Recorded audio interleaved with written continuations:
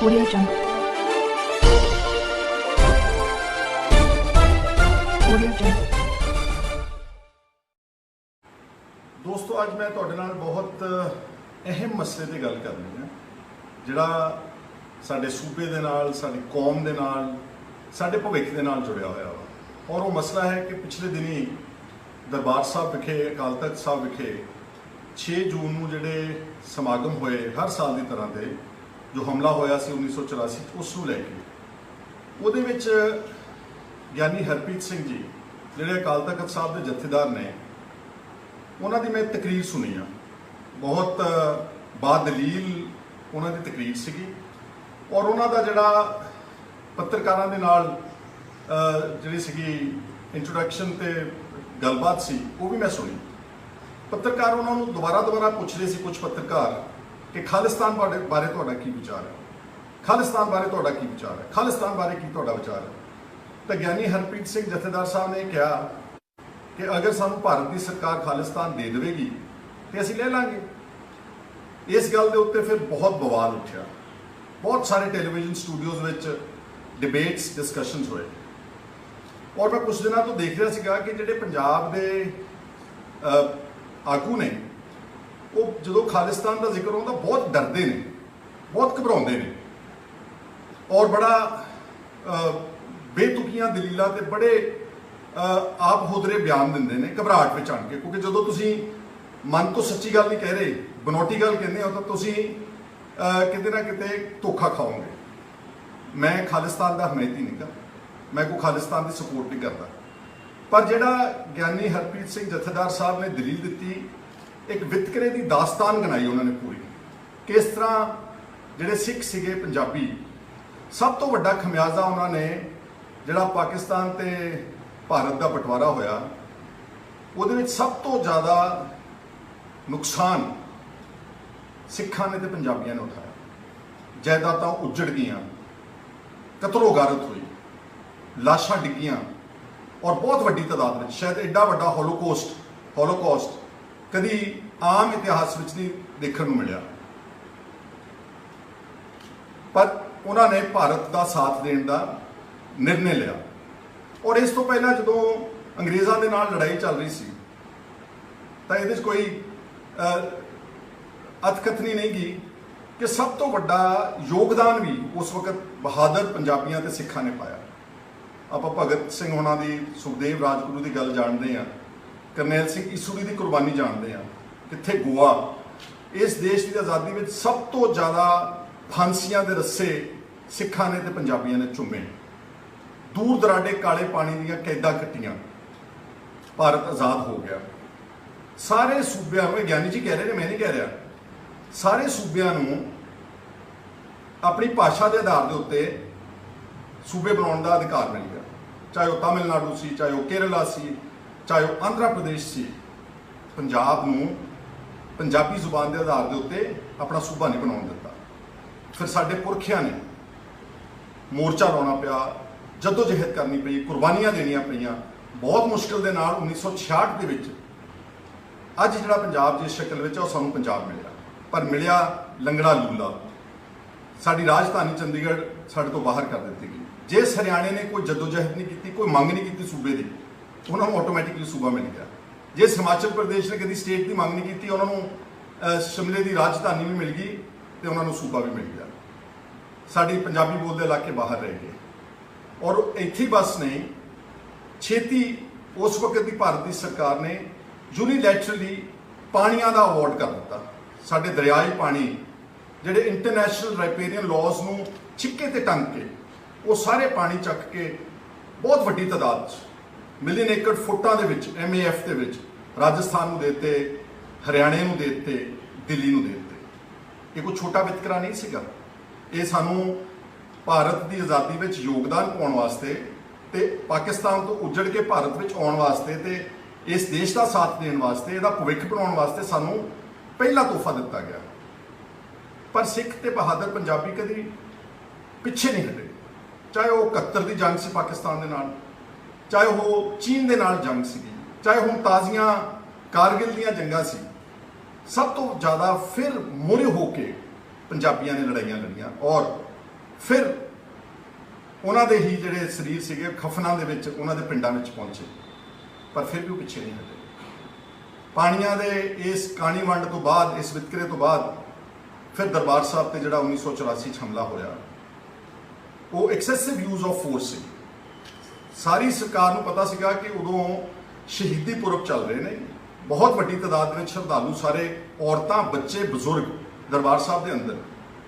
ਹਫਤਾ ਵੇਟ ਵੀ ਕਰ ਸਕਦੀ ਸੀ ਸਰਕਾਰ, ਲੇਕਿਨ ਸ਼ਾਇਦ ਐਂ ਲੱਗਦਾ ਕਿ ਉਹਨਾਂ ਨੇ ਉਹੀ ਦਿਨ ਚੁਣੇ ਔਰ ਇੱਕ ਬਹੁਤ ਵੱਡਾ ਤੋਪਾਂ ਤੇ ਟੈਂਕਾਂ ਦੇ ਨਾਲ ਅਕਾਲ ਤਖਤ ਸਾਹਿਬ ਤੇ ਹਮਲਾ ਹੋਇਆ। ਅਕਾਲ ਤਖਤ ਸਾਹਿਬ ਤਾਂ ਢੱਟ ਗਿਆ, ਪਰ ਵਿਚਾਰਧਾਰਾ ਨਹੀਂ ਢੱਠੀ, ਸ਼ਾਇਦ ਇਹ ਜਾਣਦੇ ਨਹੀਂ ਗਏ। ਇੱਦਾਂ ਤਾਂ ਫਿਰ ਕਈ ਵਾਰ ਨਸਲਕੁਸ਼ੀ ਘੱਲੂਘਾਰੇ ਹੋਏ ਸਿੱਖਾਂ ਦੇ, ਮੁਗਲਾਂ ਨੇ, ਅਬਦਾਲੀਆਂ ਨੇ, ਦੁਰਾਨੀਆਂ ਨੇ। ਸਾਡੇ 2 ਵੱਡੇ ਘੱਲੂਘਾਰੇ ਇਤਿਹਾਸ ਵਿੱਚ ਦਰਜ ਨੇ, ਹਜ਼ਾਰਾਂ ਦੀ ਤਾਦਾਦ ਵਿੱਚ ਬੇਗੁਨਾਹ ਬੱਚਿਆਂ ਤੇ ਔਰਤਾਂ ਨੂੰ ਮਾਰਤਾ ਸੀਗਾ, ਪਰ ਇੱਦਾਂ ਤਾਂ ਸਿੱਖ ਨਹੀਂ ਸੀ ਮੁੱਕੇ। ਉਸ ਤੋਂ ਬਾਅਦ 1984 ਦੇ ਨਵੰਬਰ ਦੇ ਵਿੱਚ ਫਿਰ ਇੱਕ ਵਾਰ ਸਿੱਖ ਕੌਮ ਦਾ ਕਤਲੇਆਮ ਹੋਇਆ, ਹਜ਼ਾਰਾਂ ਦੀ ਤਾਦਾਦ ਵਿੱਚ। ਮੈਂ ਹੁਣ ਉਹਦੇ 'ਚ ਸ਼ਬਦ ਨਹੀਂ ਵਰਤਣਾ ਚਾਹੁੰਦਾ, ਬਲਾਤਕਾਰ, ਟਾਇਰ ਪਾ ਕੇ ਵਗੈਰਾ ਵਗੈਰਾ ਸਭ ਕੁਝ ਕੀਤਾ ਗਿਆ। ਤਾਂ ਮੈਂ ਆਪਣੇ ਆਗੂਆਂ ਨੂੰ ਪੁੱਛਣਾ ਚਾਹੁੰਦਾ ਵਾਂ, ਜਿਹੜਾ ਗਿਆਨੀ ਹਰਪ੍ਰੀਤ ਸਿੰਘ ਨੇ ਗੱਲ ਕਹੀ ਆ, ਤੁਸੀਂ ਬਾਦਲੀਲ ਦੇਖੋ, ਸਾਡੇ ਨਾਲ ਇੱਕ ਵਿਤਕਰਾ ਦੀ ਦਾਸਤਾਨ ਹੈ। ਮੈਂ ਤਾਂ ਸਿਰਫ ਭਾਰਤ ਸਰਕਾਰ ਤੋਂ, ਜਿਹੜੇ ਅੱਜ ਰਾਜ ਕਰਦੇ ਨੇ ਦੇਸ਼ ਵਿੱਚ, ਜਿਹੜੀਆਂ ਪੁਰਾਣੀਆਂ ਪਾਰਟੀਆਂ ਸੀਗੀਆਂ, ਉਹਨਾਂ ਨੂੰ ਸੋਚਣਾ ਚਾਹੀਦਾ ਵਾ ਕਿ ਇਹ ਨੌਬਤ ਕਿਉਂ ਆ ਰਹੀ ਹੈ। ਜਿਹੜੀ ਕੌਮ ਦੇਸ਼ ਦੀ ਆਜ਼ਾਦੀ ਵਿੱਚ ਸਭ ਤੋਂ ਹਿੱਸਾ ਪਾਉਂਦੀ ਹੈ, ਬਾਰਡਰਾਂ ਤੇ ਰਾਖੀ ਕਰਦੀ ਹੈ, ਖੇਡਾਂ ਵਿੱਚ ਸਭ ਤੋਂ ਅੱਗੇ ਜਾਂਦੀ ਹੈ, ਹਰ ਗੱਲ ਵਿੱਚ, ਬਲਕਿ ਮੈਂ ਭੁੱਲ ਚੱਲਿਆ ਸੀਗਾ, ਅਨਾਜ ਵਿੱਚ ਯੋਗਦਾਨ ਪਾਇਆ। ਜਦੋਂ ਸਾਰਾ ਦੇਸ਼ ਭੁੱਖਾ ਸੌਂਦਾ ਸੀ, ਪੰਜਾਬ ਨੇ ਸਾਰੇ ਦੇਸ਼ ਦਾ ਅਨਾਜ ਦਾ ਢਿੱਡ ਭਰਿਆ। ਅੱਜ ਉਹ ਆਪ ਭੁੱਖੇ ਨੇ ਕਿਸਾਨ। ਤੇ ਭਾਰਤ ਸਰਕਾਰ ਨੇ ਕਦੀ ਇਹ ਨਹੀਂ ਸੋਚਿਆ ਕਿ ਜਿਹੜੀ ਕੌਮ ਸਾਡੇ ਲਈ ਲੜਦੀ ਆ, ਜੂਝਦੀ ਆ, ਮਰਦੀ ਆ, ਘਰ ਉਜਾੜ ਕੇ ਆਉਂਦੀ ਆ, ਇਹਨਾਂ ਦੇ ਕੋਈ ਜ਼ਿਆਦਤੀ ਨਹੀਂ ਹੋਣੀ ਚਾਹੀਦੀ, ਇਹਨਾਂ ਦਾ ਧਿਆਨ ਰੱਖਣਾ ਚਾਹੀਦਾ। ਔਰ ਇੱਕ ਕਮਿਟਮੈਂਟ ਸੀਗੀਆਂ ਉਸ ਵਕਤ ਦੇ ਕਾਂਗਰਸ ਦੇ ਲੀਡਰਸ, ਪੰਡਤ ਜਵਾਹਰ ਲਾਲ ਨਹਿਰੂ ਹੋਣਾ ਨੇ ਜਦੋਂ ਸਿੱਖਾਂ ਨੂੰ ਵੂ ਕੀਤਾ, ਸਾਡੀ ਜਿਹੜੀ ਉਸ ਵਕਤ ਦੀ ਲੀਡਰਸ਼ਿਪ ਸੀ, ਮਾਸਟਰ ਤਾਰਾ ਸਿੰਘ ਜੀ, ਉਹਨਾਂ ਨੂੰ ਇਹ ਭਰੋਸਾ ਦਿਵਾਇਆ ਗਿਆ ਸੀਗਾ ਕਿ ਜਦੋਂ ਤੁਸੀਂ ਸਾਡੇ ਨਾਲ ਆਓਗੇ, ਅਸੀਂ ਤੁਹਾਡੀ ਆਰਥਿਕ ਤਰੱਕੀ ਦਾ ਧਿਆਨ ਰੱਖਾਂਗੇ, ਤੁਹਾਡੀ ਧਾਰਮਿਕ ਪਰਪੱਕਤਾ ਤੇ ਆਜ਼ਾਦੀ ਦਾ ਧਿਆਨ ਰੱਖਾਂਗੇ, ਤੇ ਤੁਹਾਨੂੰ ਜਿਹੜਾ ਹੈਗਾ ਇਸ ਦੇਸ਼ ਵਿੱਚ ਪੂਰਾ ਮਾਣ ਸਤਿਕਾਰ ਦਿੱਤਾ ਜਾਊਗਾ। ਤੇ ਆਹ ਮਾਣ ਸਤਿਕਾਰ ਦੀ ਦਾਸਤਾਨ ਤਾਂ ਤੁਹਾਨੂੰ ਮੈਂ ਹੁਣੇ ਹੀ ਗਿਣਾਤੀ, ਜਿਹੜੀ ਗਿਆਨੀ ਹਰਪ੍ਰੀਤ ਸਿੰਘ ਜਥੇਦਾਰ ਅਕਾਲ ਤਖਤ ਸਾਹਿਬ ਨੇ। ਸੋ ਮੈਂ ਕਹਿਣਾ ਚਾਹੁੰਦਾ ਆਪਣੇ ਸਾਥੀਆਂ ਨੂੰ, ਚਾਹੇ ਉਹ ਆਮ ਆਦਮੀ ਪਾਰਟੀ ਦੇ ਕੁਝ ਲੋਕ ਤਾਂ ਇਹ ਵੀ ਕਹਿ ਗਏ ਘਬਰਾਹਟ ਵਿੱਚ ਆਣ ਕੇ ਕਿ ਕਿਸੇ ਘਰ ਵਿੱਚ, ਪਰਿਵਾਰ 'ਚ ਪੈਦਾ ਹੋਣਾ ਮੇਰਾ ਕਸੂਰ ਨਹੀਂ ਸੀ। ਉਹ ਆਪਣੇ ਪੈਦਾ ਹੋਣ ਤੇ ਵੀ ਕੀ ਕਹਿੰਦੇ ਹੋ ਰਹੇ ਕਿ ਮੈਂ ਕਹਿ ਸਕਦਾ, ਪੈਦਾ ਹੋਣ ਤੇ ਵੀ ਉਹਨੂੰ ਪਛਤਾਤਾਪ ਹੋ ਰਿਹਾ ਵਾ। ਕੁਝ ਸਾਡੇ ਹੋਰ ਵਿਦਵਾਨ ਆਗੂ ਨੇ ਜਿਹੜੇ ਉਹ ਆਪਣੇ ਆਪ ਨੂੰ ਕਹਿੰਦੇ ਅਸੀਂ ਸੈਕੂਲਰ, ਅਸੀਂ ਨੈਸ਼ਨਲਿਸਟ ਹਾਂ, ਅਸੀਂ ਖਾਲਿਸਤਾਨ ਦੀ ਮੰਗ ਦੇ ਉਲਟ ਹਾਂ। ਮੈਂ ਬਿਲਕੁਲ ਸਪੋਰਟ ਨਹੀਂ ਕਰਦਾ, ਨਾ ਮੈਂ ਕੋਈ ਵਾਇਲੈਂਸ ਸਪੋਰਟ ਕਰਦਾ, ਪਰ ਮੈਨੂੰ ਇੱਕ ਗੱਲ ਦੱਸਿਓ, ਹੁਣ ਖਾਲਿਸਤਾਨ ਕੋਈ ਗੱਲ ਕਰੇ ਤਾਂ ਐਡਾ ਵੱਡਾ ਵਿਵਾਦ, ਸ਼ੋਰ, ਸਾਰੇ ਟੈਲੀਵਿਜ਼ਨ ਦੇ ਉੱਤੇ ਡਿਬੇਟ ਚੈਨਲ ਤੇ ਗਾਲੀ ਗਲੋਚ, ਤੇ ਸਾਡੇ ਆਗੂ ਵੀ ਵਿਚਾਰੇ ਇੰਨੇ ਡਰ ਜਾਂਦੇ ਨੇ ਕਿ ਨਾ ਅਸੀਂ ਤਾਂ ਬਹੁਤ ਵੱਡੇ ਸੈਕੂਲਰ ਹਾਂ, ਅਸੀਂ ਨੈਸ਼ਨਲਿਸਟ ਹਾਂ। ਤੇ ਜਦੋਂ ਇਸ ਦੇਸ਼ ਦੇ ਵਿੱਚ ਜ਼ਿੰਮੇਵਾਰ ਪਾਰਟੀਆਂ, ਬੀਜੇਪੀ, ਆਰਐਸਐਸ, ਵਿਸ਼ਵ ਹਿੰਦੂ ਪਰਿਸ਼ਦ ਦੇ ਜ਼ਿੰਮੇਵਾਰ ਆਗੂ, ਕਈ ਵਾਰ ਮੈਂਬਰ ਪਾਰਲੀਮੈਂਟ, ਉਹ ਜਦੋਂ ਹਿੰਦੂ ਰਾਸ਼ਟਰ ਦੀ ਗੱਲ ਕਰਦੇ ਨੇ ਇਸੇ ਦੇਸ਼ ਵਿੱਚ, ਕੀ ਉਹ ਵੱਖਵਾਦੀ ਏਜੰਡਾ ਨਹੀਂ ਗਾ? ਕੀ ਉਹ ਇਸ ਦੇਸ਼ ਨੂੰ ਕੀ ਕਹਿੰਦੇ ਹੁੰਦੇ, ਅਲੱਗਵਾਦੀ ਏਜੰਡਾ ਨਹੀਂ ਗਾ?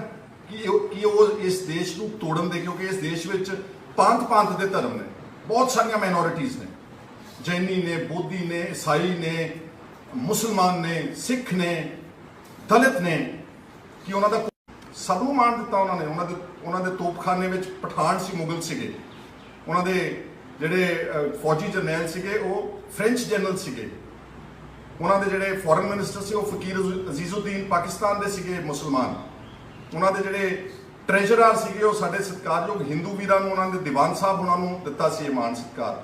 ਅਫਕੋਰਸ ਸਿੱਖ ਤਾਂ ਉਹਨਾਂ ਦੀਆਂ ਫੌਜਾਂ ਦੇ ਜਨਰਲ ਸੀਗੇ। ਉਹ ਇਸ ਤਰ੍ਹਾਂ ਦਾ ਰਾਜ ਹੈ, ਇੱਕ ਵੀ ਵਿਅਕਤੀ ਨੂੰ ਉਦੋਂ ਕੈਪੀਟਲ ਪਨਿਸ਼ਮੈਂਟ ਨਹੀਂ ਹੋਈ, ਇੱਕ ਵੀ ਬੰਦੇ ਨੂੰ ਫਾਂਸੀ ਦਾ ਕੋਈ ਸਜ਼ਾ ਨਹੀਂ ਦਿੱਤੀ ਗਈ।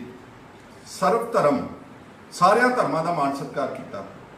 ਤੇ ਮੈਂ ਤਾਂ ਸਿਰਫ ਆਪਣੇ ਵੀਰਾਂ ਨੂੰ ਕਹਿਣਾ ਚਾਹੁੰਦਾ ਵਾਂ ਕਿ ਇਹਨੇ ਡਰਦੇ ਕਿਉਂ ਤੁਸੀਂ? ਹਾਂ, ਦਲੀਲ ਨਾਲ ਗੱਲ ਕਰੋ। ਆਹ ਸਾਰੀਆਂ ਜਿਹੜੀਆਂ ਗੱਲਾਂ ਗਿਆਨੀ ਹਰਪ੍ਰੀਤ ਸਿੰਘ ਜੀ ਅਕਾਲ ਤਖਤ ਦੇ ਜਥੇਦਾਰ ਨੇ ਗਿਣਾਈਆਂ, ਇਹ ਗਿਣਾਉਣ। ਮੈਨੂੰ ਸ਼੍ਰੋਮਣੀ ਅਕਾਲੀ ਦਲ ਤੇ ਵੀ ਥੋੜਾ ਅਫਸੋਸ ਆ ਕਿ ਤੁਸੀਂ ਤਾਂ ਯਾਰੋ ਇੱਕ ਸਿੱਖਾਂ ਦੀ ਜਮਾਤ ਸੀ। ਆਪਣੇ ਪੁਰਖਿਆਂ ਨੇ ਗੁਰਦੁਆਰਾ ਸਾਹਿਬ ਜਦੋਂ ਆਜ਼ਾਦ ਕਰਾਏ, ਮਹੰਤਾਂ ਨਾਲ ਲੜਾਈਆਂ ਲੜੀਆਂ, ਉੱਥੋਂ ਪੈਦਾ ਹੋਏ ਤੁਸੀਂ, ਗੁਰਦੁਆਰਾ ਲਹਿਰ ਚੋਂ ਸ਼੍ਰੋਮਣੀ ਅਕਾਲੀ ਦਲ ਬਣਿਆ।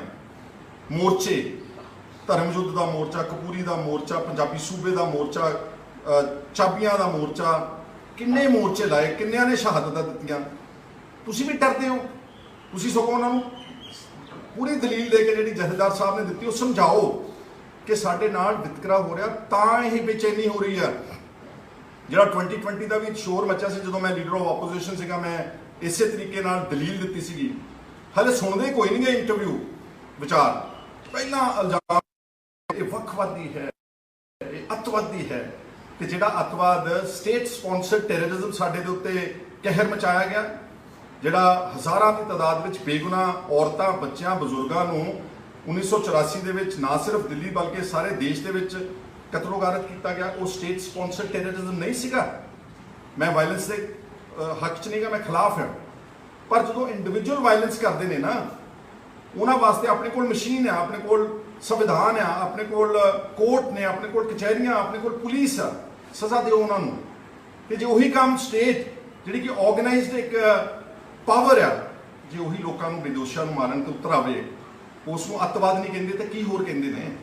ਸੁਮੇਧ ਸਿੰਘ ਸੈਣੀ, KPS ਗਿੱਲ, JF ਰਿਬੇਰੋ, ਜਿਹੜੇ ਲੋਕਾਂ ਨੇ ਝੂਠੇ ਪੁਲਿਸ ਮੁਕਾਬਲਿਆਂ ਵਿੱਚ ਚੱਕ ਕੇ ਆਪਣੇ ਸਿੱਖ ਨੌਜਵਾਨ ਬੱਚਿਆਂ ਨੂੰ ਮਾਰਿਆ, ਉਹਨਾਂ ਨੂੰ ਅੱਤਵਾਦੀ ਨਹੀਂ ਕਹੋਗੇ ਤਾਂ ਹੋਰ ਕੀ ਕਹੋਗੇ ਦੱਸੋ? ਔਰ 36 ਸਾਲਾਂ 'ਚ ਅੱਜ ਤੱਕ ਕੋਈ ਇਨਸਾਫ ਨਹੀਂ ਹੋਇਆ। ਕਿ ਕੋਈ ਹੈ ਕਿਸੇ ਕੋਲ ਜਵਾਬ?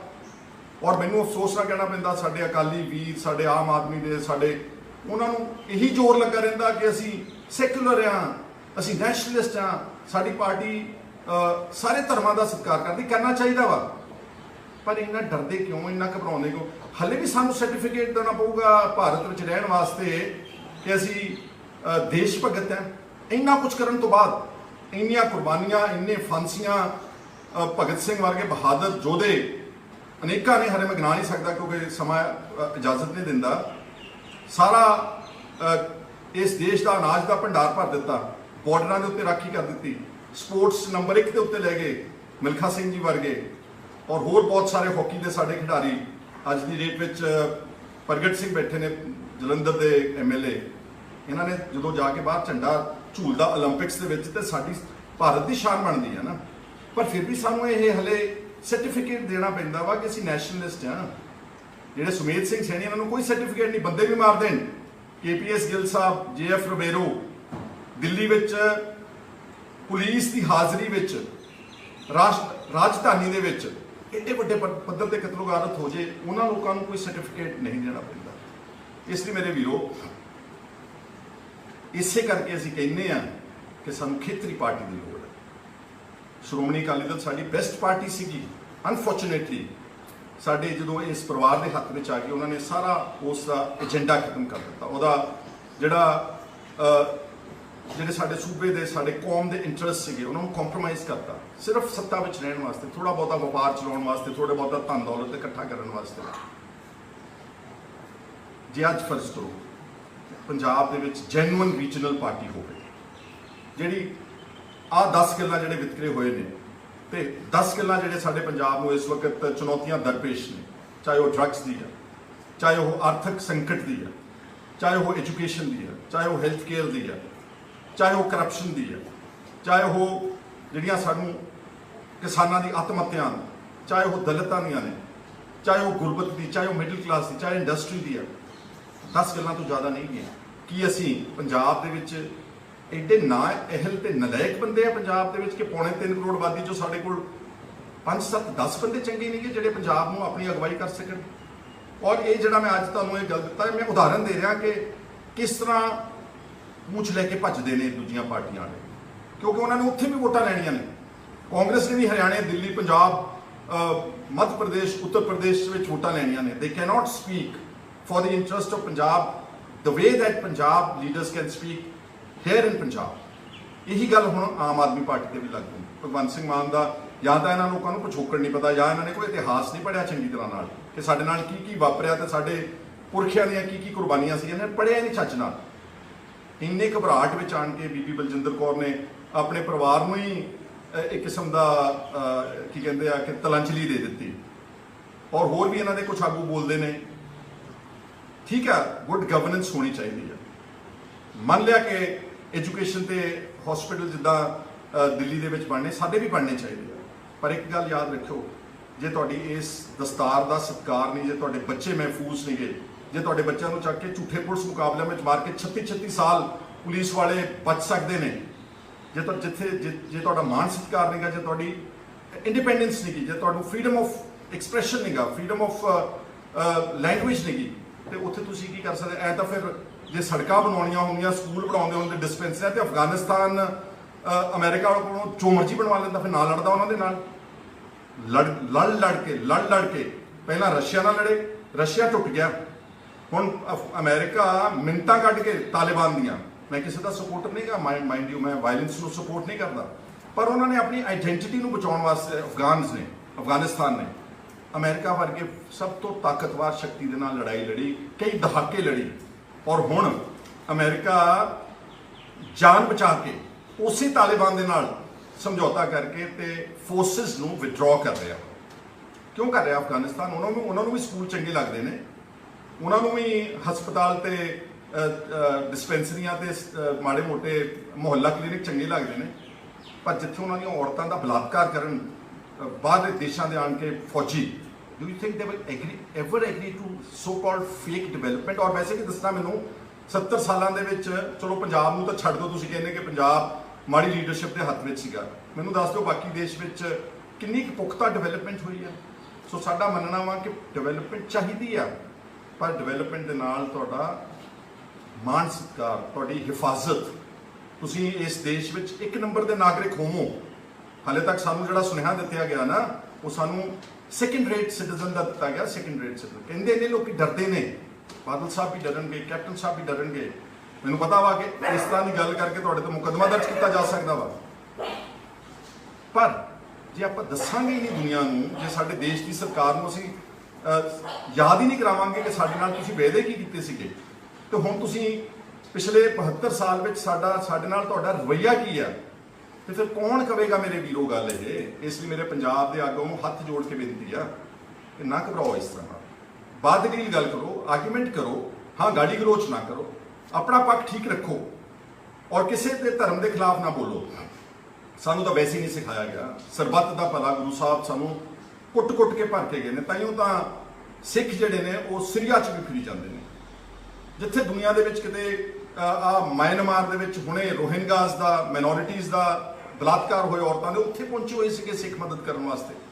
ਕੇਰਲਾ ਵਿੱਚ ਫਲੱਡਸ ਆਉਣ, ਵੈਸਟ ਬੰਗਾਲ ਵਿੱਚ ਸਾਈਕਲੋਨ ਆਵੇ, ਮਾਈਗ੍ਰੇਂਟ ਲੇਬਰ ਤੁਰ ਕੇ ਜਾਂਦੀ ਹੋਵੇ ਬਿਹਾਰ ਵਿੱਚ, ਜਿੱਥੇ ਸਰਕਾਰਾਂ ਫੇਲ ਹੋਈਆਂ, ਉੱਥੇ ਉਸ ਗੁਰੂ ਸਾਹਿਬ ਦੀ ਦਿੱਤੀ ਹੋਈ ਵਿਚਾਰਧਾਰਾ ਦੇ ਅਨੁਸਾਰ ਸਿੱਖਾਂ ਨੇ, ਪੰਜਾਬੀਆਂ ਨੇ ਸਾਰੇ ਧਰਮਾਂ ਦਾ ਸਤਿਕਾਰ ਕੀਤਾ। ਅਸੀਂ ਕਿਸੇ ਦੇ ਖਿਲਾਫ ਨਹੀਂ ਗਏ ਬਿਲਕੁਲ।